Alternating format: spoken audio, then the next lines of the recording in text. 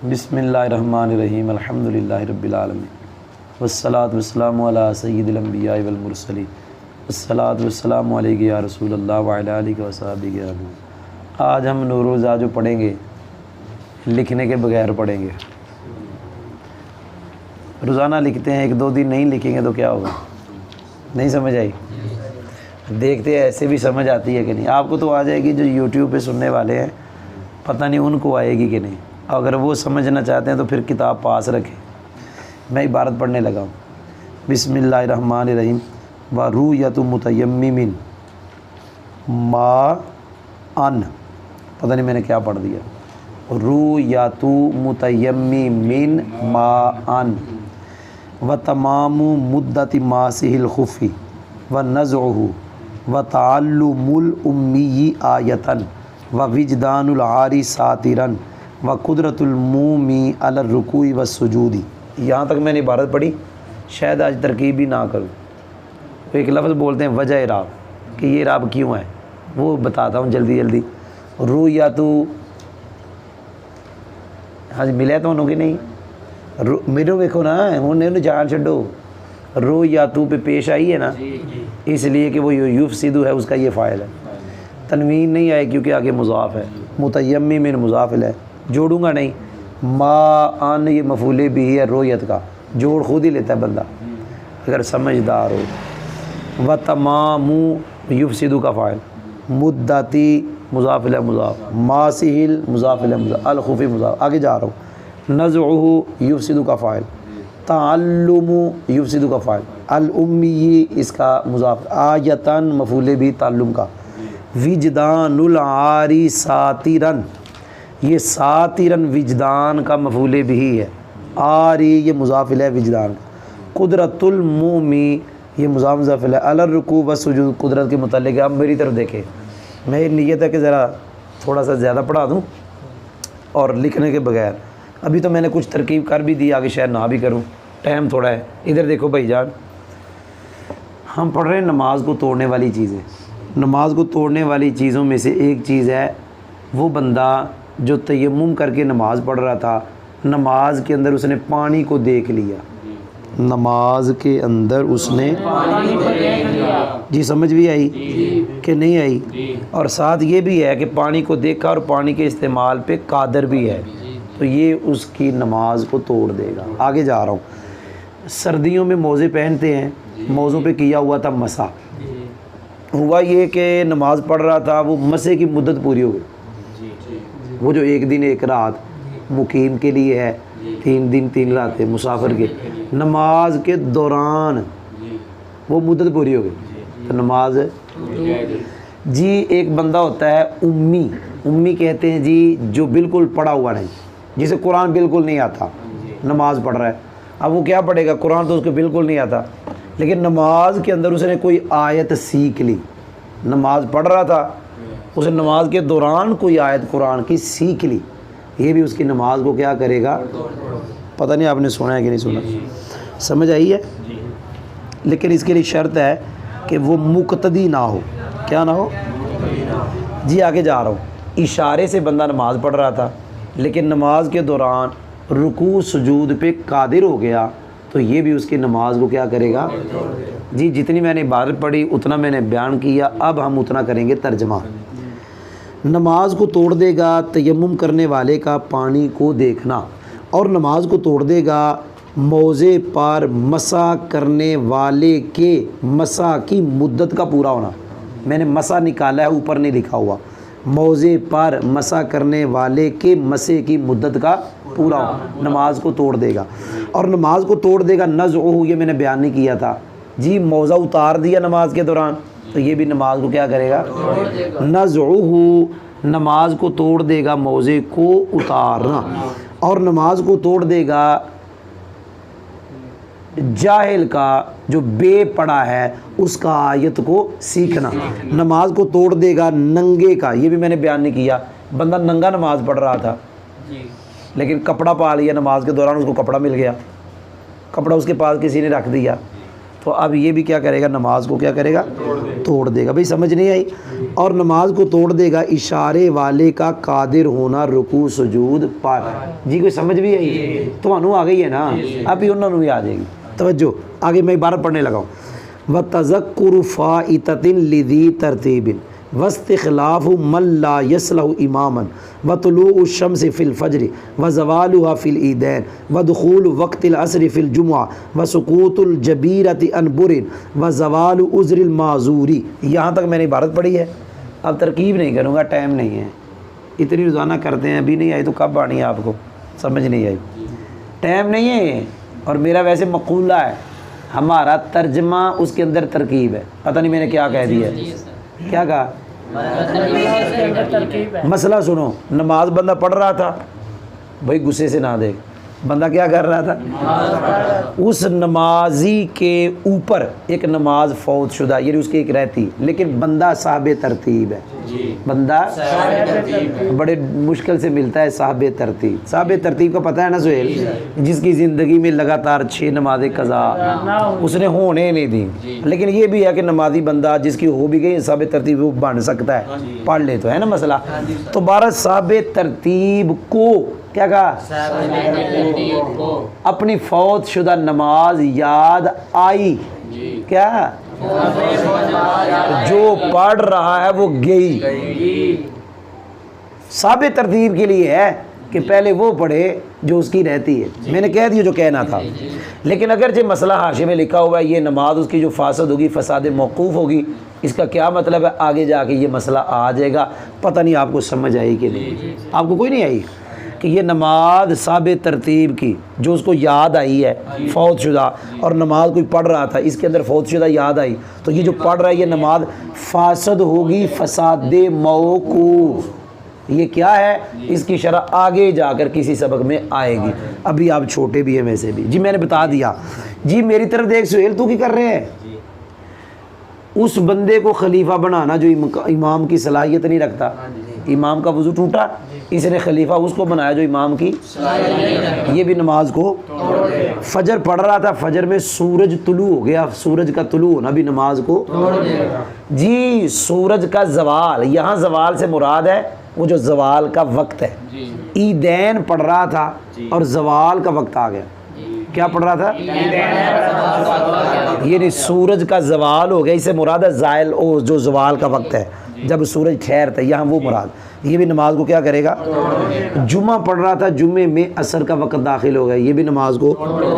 जी पट्टी बंधी हुई थी, ज़ख़म सही हो गया, पट्टी गिर गई, ज़ख़म सही हो गया और ये भी नमाज को क्या करेगा। जी माजूर बंदा था, माजूर वो पेशाब वाला, लगातार हवा खारज वाला, नमाज के दौरान उसका उज़र ख़त्म हो गया, ये भी नमाज को क्या करेगा। मैं तर्जमा करने लगा हूँ। तरतीब वाले को, ए तर्जमे मेरा, लिज़ी तरतीबिन, तरतीब वाले को, तज़क्कुरु फ़ाइततिन, फौत शुदा नमाज का याद आना नमाज को तोड़ देगा।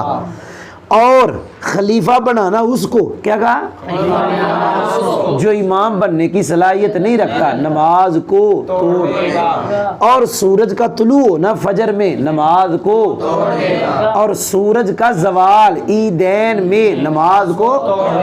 यहाँ जवाल से मुराद है जो पंजाबी उर्दू में जवाल है, पता नहीं मैंने क्या कहा, जो कह दिया।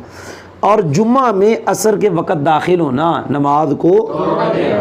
ज़ख़म के ठीक होने के बाद पट्टी का गिरना नमाज को। माजूर के उज़र का ख़त्म होना नमाज को। आगे इबारत पढ़ने लगा हूँ। वल हदसु अमदन औ बिसुन्इ गैरिही वल इग़माउ वल जुनून वल जनाबतु बिनज़रिन औ इह्तिलामिन। यहाँ तक पढ़ा जी। जी तर्जमा नहीं है, बस सबक पढ़ूँगा, तरकीब नहीं करूँगा आज। कभी ऐसे बीच में हमारे कुछ सबक ऐसे हैं जिनकी हमने तरकीब नहीं की, हमारे तालिब इल्म खुद वहाँ परेशान, कहते ये क्या हो गया, समझ नहीं आई कि नहीं आई। आज हम सबक पढ़ेंगे। हदस यानी बेवुज़ू होना। अब बेवुज़ू होने के 2 तरीके, एक है बंदा जानबूझ के बेवुज़ू हो जाए, ये है कि इसके गैर के अमल की वजह से बेवुज़ू हो गया, किसी ने इसको मुक्का मारा, नमाज़ पढ़ा था, ये बेवुज़ू हो गया। यहाँ इन्होंने मिसाल लिखी है कि इसके ऊपर कोई फल गिरा, क्या गिरा, तो जिसकी वजह से ये बेवजू हो गया। कोई नहीं समझ आई? वाक़या सुनाऊँ एक मरतबा मैं और मेरे ना वो क्या उसे कहते हैं हमसाया, बरादरी एक ही थी, मतलब चाचे ताए इस तरह, वो मुझे मार रहा है, मैं उसको मार रहा हूँ। क्या मार रहे थे? ये दवाने के जो छिलके होते हैं, तरबूज के छिलके, पंजाबी में जो भी कहते हैं, वो मुझे मारे, मैं उसके मुझे मारा तो मुझे सर पे, मेरा सर फट गया, खून निकला था। तो आप कहेंगे फल से खून निकला था ना। उसने मारा क्या था? दवाने का छिल्लर, तरबूज का छिलका मारा, मेरे सर पे लगा, मेरे क्या सर फट गया था, छिलका यार। फिर मैं उसकी अम्मी के पास गया, मैंने कहा चाची देख ले तेरे मुंडे ने मेरा सर फाड़ दिया। चाची ने क्या किया, तेल लगाया, हल्दी लगाई, कहते पुत्र जा ठीक है, कोई नहीं समझ लगी। तो मतलब ये है कि गैर की वजह से भी बंदा क्या हो जाता है, बेवजू हो जाता है। फल गिरा इसके ऊपर तो इसका खून निकल गया या जो भी हुआ, वुज़ू टूट गया। नमाज पढ़ रहा था, इससे नमाज टूट जाएगी। बंदा नमाज पढ़ रहा था, बेहोश हो गया, ये भी नमाज को तोड़ेगा। जुनून भी नमाज को तोड़ेगा। नमाज के दौरान बंदा जुनबी हो गया, ये भी नमाज को तोड़ेगा। जुनबी कैसे हुआ? किसी को देखने की वजह से, या जुनबी हुआ एहतिलाम की वजह से, ये भी नमाज को तोड़ेगा। जी तर्जमा करने लगाओ। नमाज को तोड़ देगा बेवुज़ू होना जानबूझकर, या बेवुज़ू होना नमाजी के गैर के अमल की वजह से।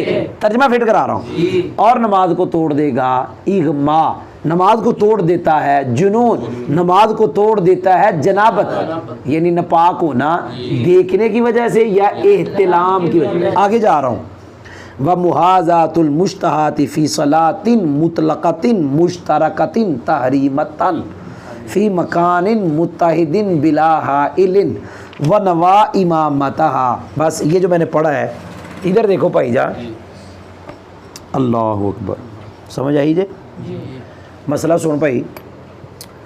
वो औरत जो काबिल शहावत है, वो औरत 12 साल 13 साल की उम्र वाली औरत, काबिल बच्ची, काबिल शहावत होती है। उस बच्ची का बराबर खड़ा होना, नमाजी के साथ खड़ा होना, चाहे वो औरत महरम हो। क्या कहा? लेकिन नमाज होनी चाहिए रुकू सुजूद वाली। कौन सी नमाज? फिर वो नमाज ऐसी होनी चाहिए कि दोनों एक ही नमाज पढ़ रहे हैं, दोनों एक नमाज, और जगह भी एक, दरमियान में एक बंदे के जगह होने की, खड़े होने की जगह भी नहीं, और एक इमाम के पीछे पढ़ रहे हो। पता नहीं मैंने क्या कहा। ये सारी शर्तें जब पाई जाएंगी ना, तो वो औरत का बंदे के बराबर खड़ा होना औरत बंदे की नमाज को तोड़ देगा। तो सुने ही नहीं, सारियां शर्तें पाइया जहाँ जेड़ियां मैं कही ने, समझ में आया?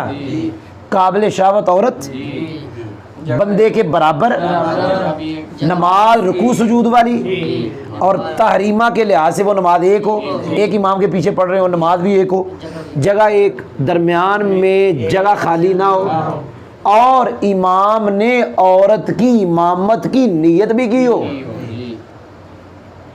अगर ये वैसे ही आगे खलो गई है ना, औरत खड़ी हो गई, तो फिर इसकी नमाज, उसके बंदे की नमाज को नहीं तोड़ेगी। याद हुआ है? फिट करने लगाओ जी। आगे व नवा इमामतहा, समझ आई है? व मुहाज़ातुल मुश्तहात, वो की सोच रहे हैं, और नमाज को तोड़ देगा काबिल शहावत का बराबर खड़ा होना मुतलका नमाज में, ऐसी नमाज में जो क्या है, मुश्तारका तीन, मैंने तन पहले पढ़ दिया होगा, ऐसी मुतलका नमाज में। क्या कहा? मुतलका से मारा रुकू सुजूद वाली, ऐसी मुतलका नमाज में जो नमाज मुश्तरक है तहरीमा के लिहाज से। फिर खड़ा कहाँ होना? एक जगह में। खड़ा कैसे होना? बगैर हाइल के, बगैर रकावट के।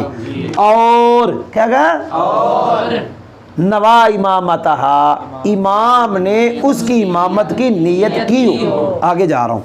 वज़ुहूर औरत मन सबक़हुल हदस वला विस्तुर्र इलैका कश्फिल मरअति ज़िराअहा लिल वुज़ू व क़िराअतुहु ज़ाहिबन औ आइदन लिल वुज़ू व मक़्सुहु क़द्र अदाई रुकनिन बाद सबक़िल हदस मुस्तयक़िज़न व मुजावज़तुहु माअन क़रीबन लिग़ैरि।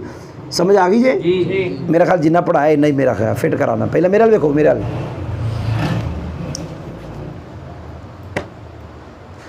जो बंदा नमाज पढ़ रहा था उसको हदस लायक हो गया, बेवुज़ू हो गया। जब बेवुज़ू हुआ और उसकी शर्मगाह नंगी होगी, जो बंदा बेवुज़ू हुआ नमाज में, अब वो वुज़ू करने जा रहा है लेकिन उसकी शर्मगाह क्या हो गई? भाई बोलो तो सही, शर्मगाह नंगी हो गई तो कहते हैं जी इसकी नमाज गई। वाला विद तुर्रा इलैहि, अगरचे शर्मगाह को नंगा करने की तरफ इसे मजबूर किया गया। बंदा नमाज में भी क्या हुआ? बेवुज़ू,